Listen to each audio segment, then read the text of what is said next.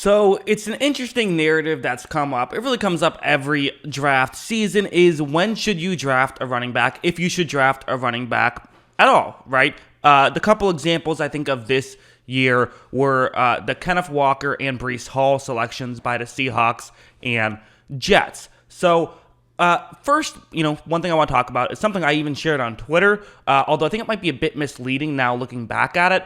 I'll just show you. It's this. So this is the thing that we're looking at, which says, at the top, this is the PFF chart, which says salary is the sole thing influenced by draft position for running backs. You look at running backs by when they were drafted. So all those little dots, further to the right is the later you were drafted, further to the left is the earlier you were drafted, and then the higher up you were on the list, the higher PFF grade you had. Listen, I get that not everyone loves to use PFF grades to look at this stuff, but it's a fine measurable to use. Again, just looking at the chart itself, it basically says that whether you're drafted first overall or 256th overall, you're going to be roughly the same caliber of halfback. And that's kind of true, but there is one important thing to note here. They only used running backs who got a minimum of 200 carries, which on face value makes a ton of sense, right? Because if someone got 7 carries, that's going to completely skew the chart. So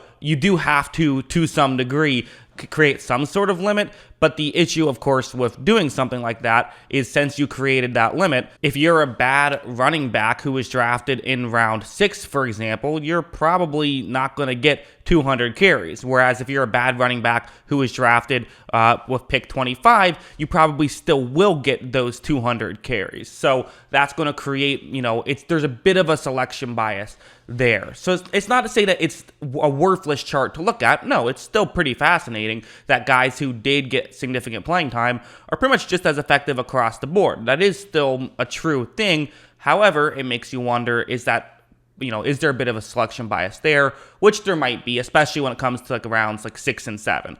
So I figured, okay, well then let's do my own research for something like this. What I decided to do was just go back and look at, I didn't even need that big of a sample size, I didn't think, just going back, a few years and looking at how the running backs performed that were taken with a top 50 selection, because it seems like that's where the really the best running backs get selected, top 50, so that was my cutoff there. And then also I wanted to compare that with 6th or 7th round picks. Is it really true that drafting a guy basically at the end of the draft has about the same amount of value as drafting someone very early on in the draft? And the answer is no. There is some cutoff between a top 50 pick and a 6th or 7th round pick. There is an advantage to getting that player, although it might not be as big of an advantage as you might expect.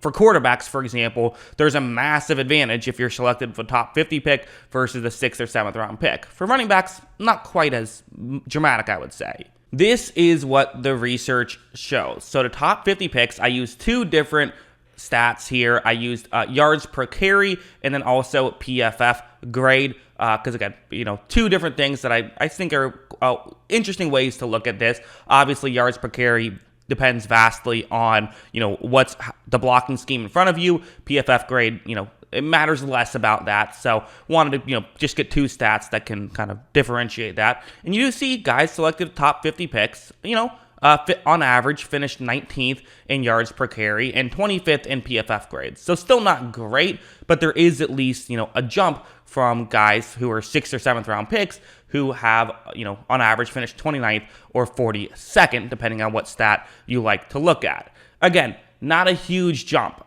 Yards per carry jump of 0.3, which isn't nothing. That's certainly something. And, PFF grade of 7 points, that is a jump. But again, nowhere near the jump you would expect for, other players, as in players on other positions. Also, one thing to note here is I didn't just do the average PFF grade of everyone who got a snap. Basically, what I did is what their PFF grades would have all been combined. That's what it is for the 6th and 7th round picks, just because there was a lot that had 7 carries. So those 7 carries are the only ones that counted into the pool. And same thing with yards per carry, of course. So I think the first thing that we can make of this is, in some ways, I was a little bit wrong, right? I think it's fair to say I was wrong a little bit about the fact that, okay, you can't get a running back as good in round 6 or 7 as you can in early rounds 2 or in round 1. which, I mean, I guess I never said that you can get a running back as good, but you can get similar value, which I would probably still stand by.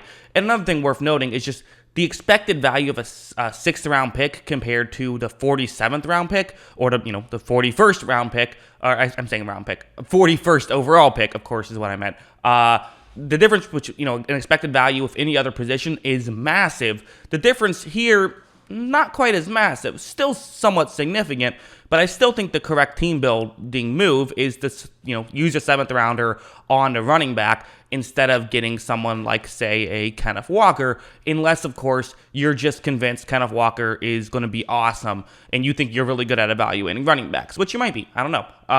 Maybe Pete Carroll knows this stuff better. He probably knows it better than I do. Maybe he knows it better than, even the rest of the people in the NFL do, in which case, okay, I can see the logic. If you're convinced he'll be a top 5 halfback, well, then there is at least an argument to be made that is worth it.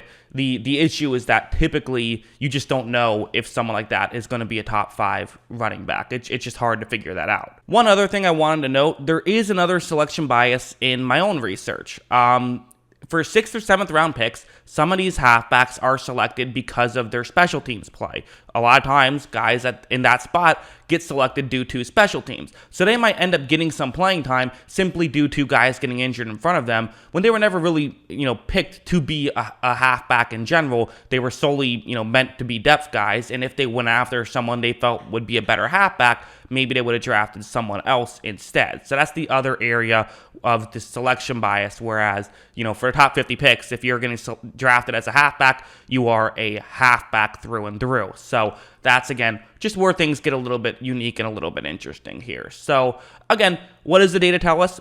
First, it tells us there is a jump. There is more value in a top 50 pick running back than a top, 200 pick running back for sure, which we probably assumed, but it's just not that dramatic, and I don't think it's worth spending a top 50 pick on a running back basically ever. I guess if you think someone's going to be the next Derrick Henry, sure, go for it. But, like Derrick Henry wasn't picked 2nd overall. The only guy we've seen in recent memory get picked 2nd overall is Saquon Barkley, who's had his career derailed due to injuries, which is another reason why it's a difficult game drafting running backs, because that can happen. So, again, long story short, this is kind of the evidence of why I get mad at teams when they draft running backs in the top 50 picks, is just because the benefit you're getting there is just nowhere near the benefit you're expecting to get, I think, typically. But that's what I think. What do you guys think? What are your thoughts on all of this data? Do you disagree? And do you think that slight upgrade at the halfback position is worth spending a 2nd round pick on instead of a 7th round pick on? Let me know in the comments below. Always love hearing from you. And of course, as always, thanks for watching.